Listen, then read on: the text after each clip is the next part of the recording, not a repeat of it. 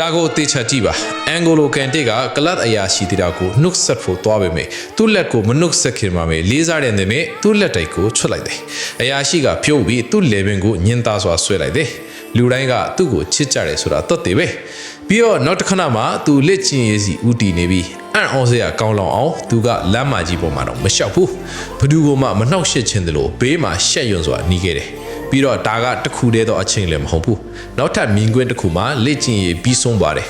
အားလုံးထွက်သွားပြီပဲမဲ့သူကတော့တယောက်တည်းကြံခဲ့ပြီးပစ္စည်းတွေကိုကောက်ယူနေတယ်ဘသူမှမကြည့်ပဲမဲ့သူကမှန်ကန်တဲ့အရာကိုလုပ်နေတော့မယ်နောက်ပိုင်းမှာသူကကားပေါ်ကဆင်းပြီးကားကိုတီးငိမ့်စွာပိတ်လိုက်တယ်ရင်မောင်းတယောက်လှုပ်လေရှိတဲ့အမှုရာဆက်မသွားခင်ထပ်ပုံစရာအားလုံးကိုအပြုံးနဲ့နှုတ်ဆက်တယ်ကပတ်အဆင့်မိတယ်ပြီးတော့ Chelsea အသင်းက Champions League Champion ဆုရသွားတယ်ကစားသမားအားလုံးကစုဖလားကိုသူတို့ရဲ့ကလေးလီလိုနမ်းကြပေမဲ့ကန်တေကမယုံနိုင်တော့အောင်ညှင်းချတဲ့ပုံစံနဲ့ညင်းသားစွာထိလိုက်ကြတယ်နောက်ထပ်ပွဲစဉ်တစ်ခုမှာပြိုင်ဘက်ကတံပြန်တိုက်ခိုက်စင်းတယ်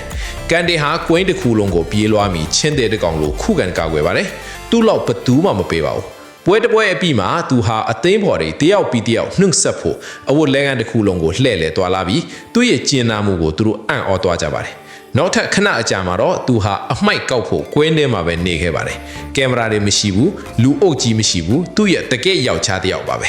နောက်ဆုံးအနေနဲ့ပြင်သစ်ယူဆဘောလုံးအသင်းကကပ္ပချန်ပီယံဖြစ်လာတဲ့အခါသူဟာအရန်တတိကြီးထားတာကြောင့်အသင်းဘော်တွေကစုဖလားနဲ့တပ်ပုံရိုက်ဖို့သူ့ကိုတွန်းအားပေးရပါတယ်လူသားပုံစံနဲ့ရှက်တတ်တဲ့သူပါဒီလူကိုတင်လဲလေးစားရင်မှတ်ချက်မှာလေးစားမှုရေးပေးပါ like နဲ့ follow လုပ်ပါ